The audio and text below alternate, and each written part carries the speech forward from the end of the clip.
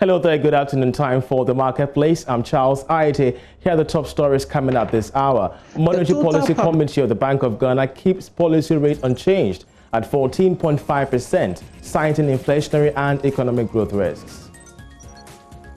Also, the country's total debt stock inches up by almost 7 billion cedis between June and July this year. We have details on our business desk report. And later, government injects 22 million cedis capital to revitalize Dako farms under the One District, One Factory program. We have all these stories and more coming up shortly. I'm Charles Aite.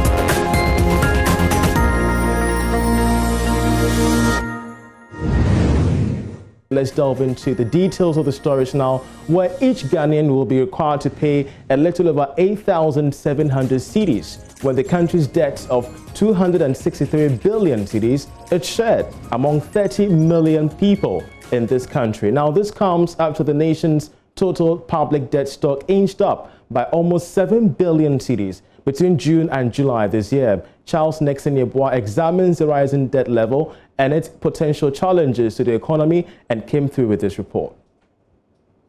The total public debt stock represents about 68.3% of gross domestic product and is gradually nearing the dreaded 70% mark. Between January and July this year, the nation's debt has increased by about 43.5 billion cedis.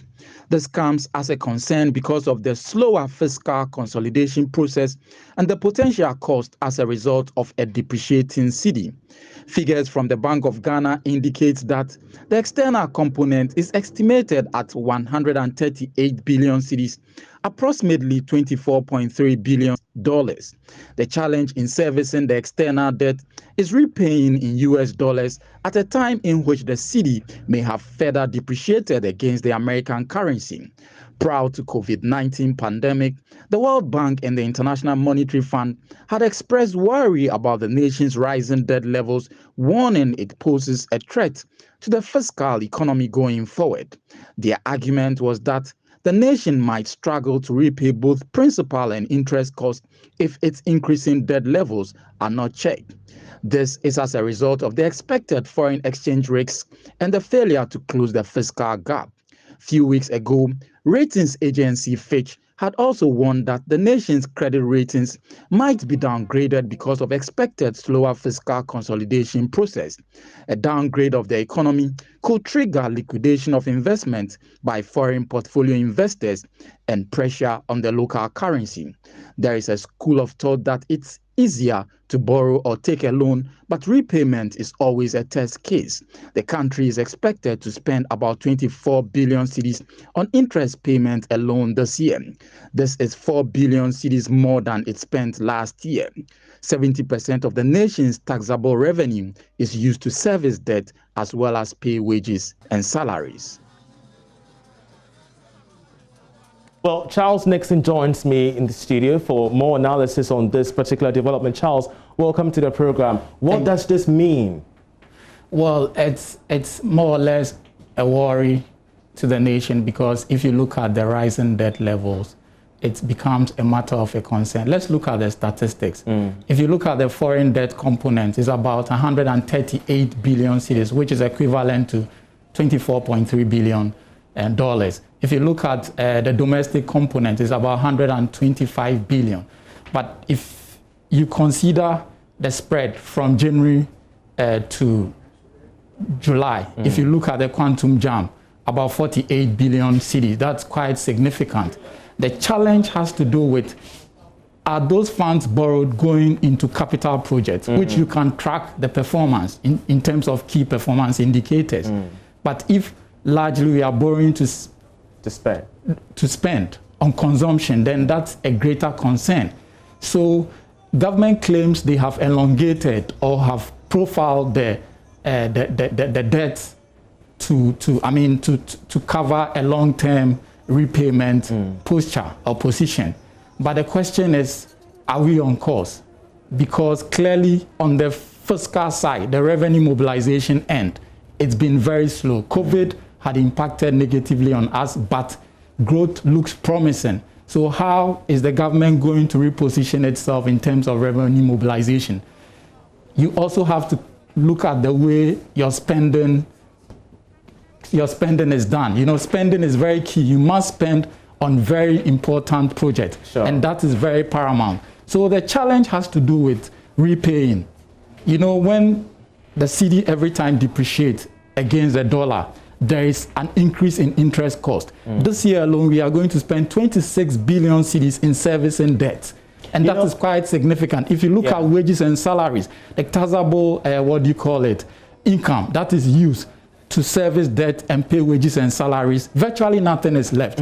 So we keep on borrowing, and as we are in an election year, we need to spend in order to ensure that the government is retaining power, and that has been a major concern. Yeah, but so, you know, it's very interesting you make these points, because whenever we speak to the vice president and managers of the economy, they argue that it's not about borrowing, but what you use the money for is all that matters. This has been their argument all through these months. Do you think it's justified enough?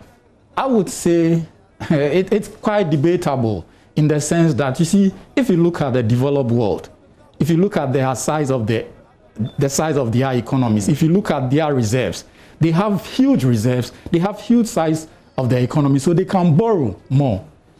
In case of a disaster or an uncertainty, they can easily use those funds to service the debt. But if you look at our economy, our reserves is almost equivalent to $10 billion.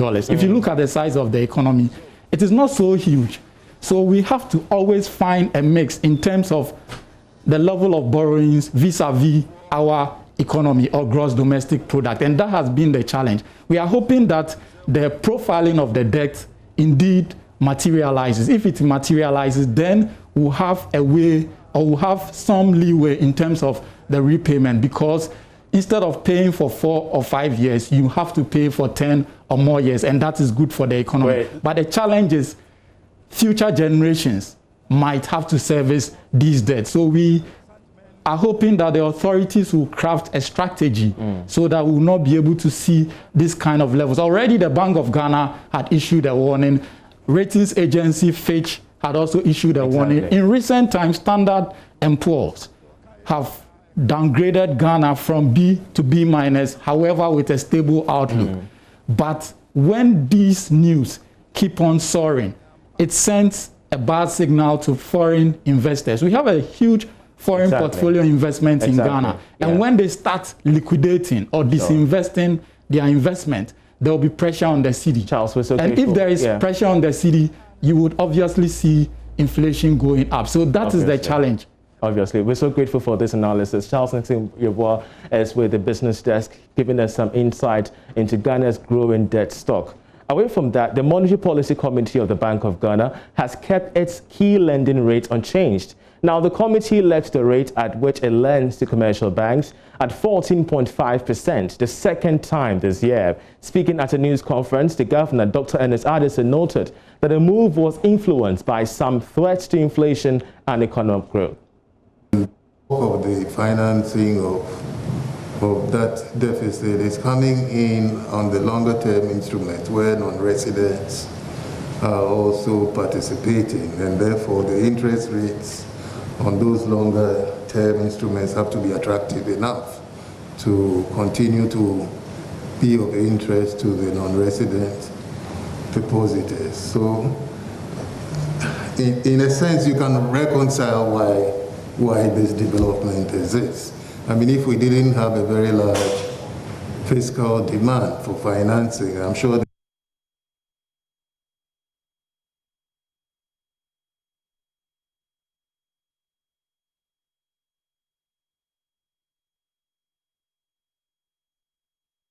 Well, let's get into the phone lines and get more details on this development from Assistant Editor George Gerafi. Hello, George, if you could hear me. Let's first start with the credit extension and what the governor has been saying about it. Hello, George. Well, Charles, before I give you more details on the credit extension, obviously, one critical question that everybody would want to ask is that the implications of this policy rate and what actually went into it. Just like what the governor has explained earlier on, they believe that there are still some threats out there in terms of the outlook for the economy, and therefore you want to use this policy rate, that is the rate at which they will lend to commercial banks, to guide it, and its impact on cost of credit and even inflation out there. Because, Charles, there's always the theory that if you have too much money out in the system and it's not balanced with economic activities, that will have serious impact on inflation. And therefore, the main aim of the Monetary Policy Committee, Charles, is to ensure that how do they use their various monetary policy tools to ensure that the amount of currency in circulation matches economic activities, i.e. trying to measure or trying to manage inflation out there. Now, on the bit about credit, Charles, the governor actually explained that post-COVID-19, in terms of fresh credit extension and also repricing of loans as well, the commercial banks together have done about 20 billion Ghana cedis. Because, Charles, I asked him the question about the fact that there are still pockets of complaints out there. And people are saying that, listen, despite these data that the Bank of Ghana is putting out, a lot of businesses are complaining that they cannot get access to credit. But the governor explained that, listen, data available to them suggests that indeed critical monies have gone out. And that is why we've seen the economy picking up. If it hadn't been this credit being extended to very, very important areas, Charles, the governor said the economy wouldn't have been picking up from the data that they are seeing. Debatable submissions from the governor, especially when we've had in recent times the MD of ADB say that the governor of the Bank of Ghana would have to consider a reprofiling of non-performing loans. What has been some of the concerns you're picking there?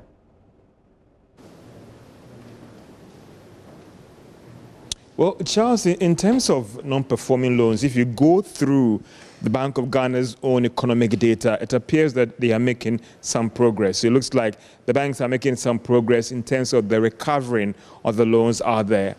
That would have an impact on the cost of credit, because don't forget that a high non-performing loans out there is often factored into new loans. And therefore, if the rate is going down, obviously it's going to have an impact on the cost of credit going forward. So if you go through the Bank of Ghana data, it is clear that the banks are making some progress in terms of the recovery of loans. And that is, some would say, it might be very good news for those who are trying to seek fresh credit from the commercial banks out there, and even for those who are trying to reprice existing loans. Charles. Yes, the governor is still optimistic about growth strongly picking up. What's informing his optimism?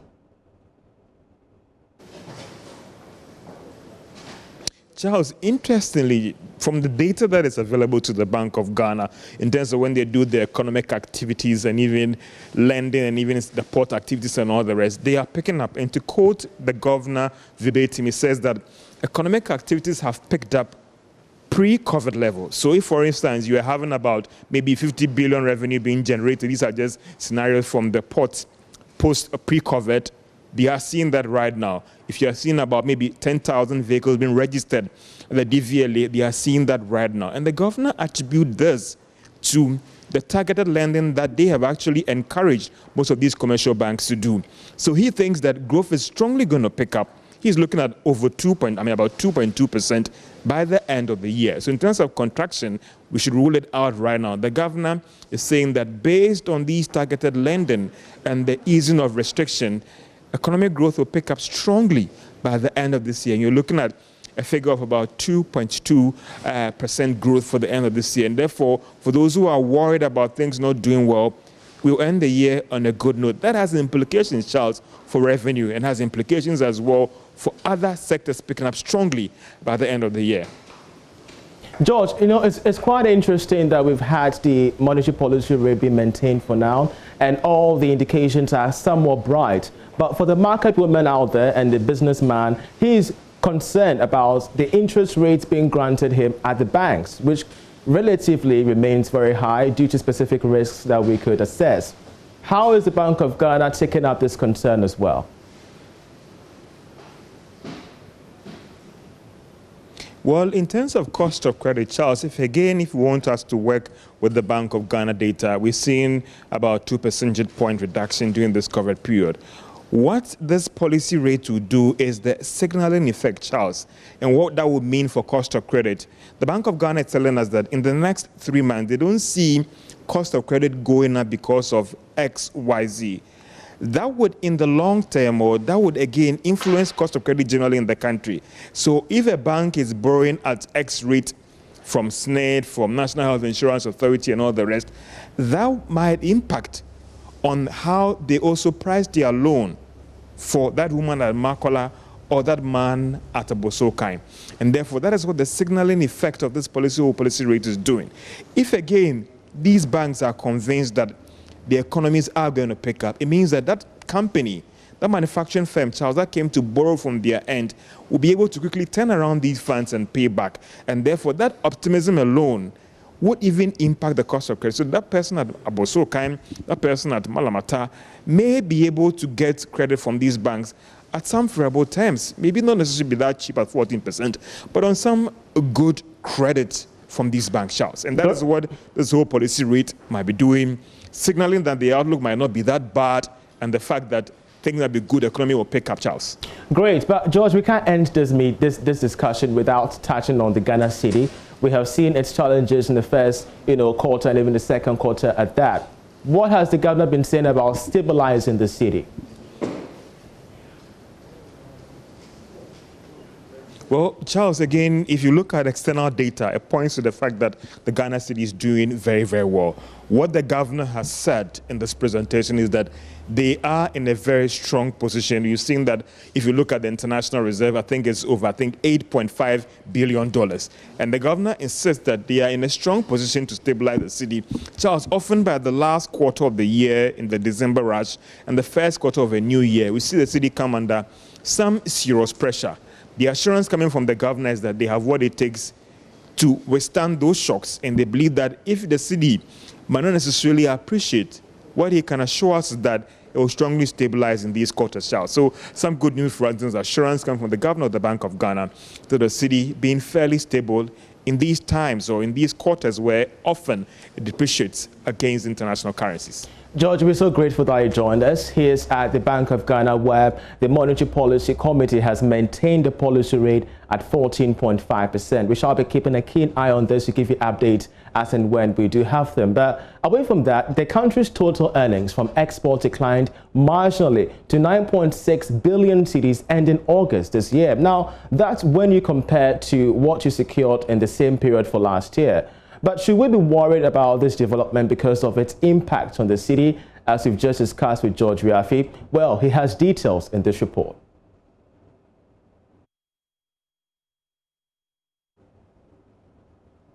Earnings dropped from $10.5 billion in August 2019 to $9.6 billion ending August this year.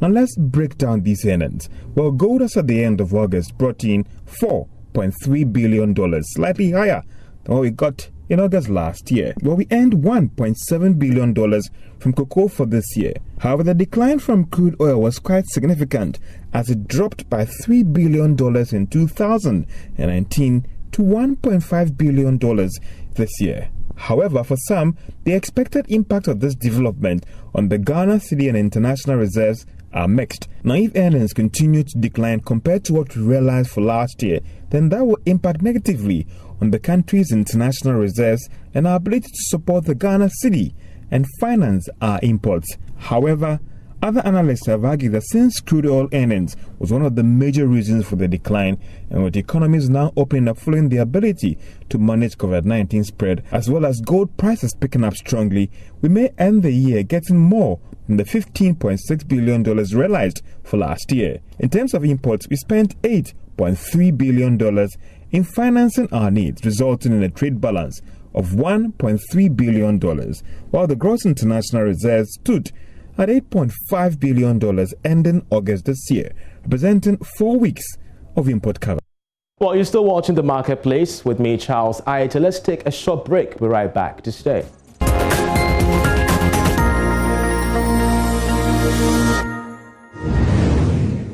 You're welcome back to the program. This is The Marketplace. Now, government is urging women to take advantage of the country's skills gap to increase their opportunities.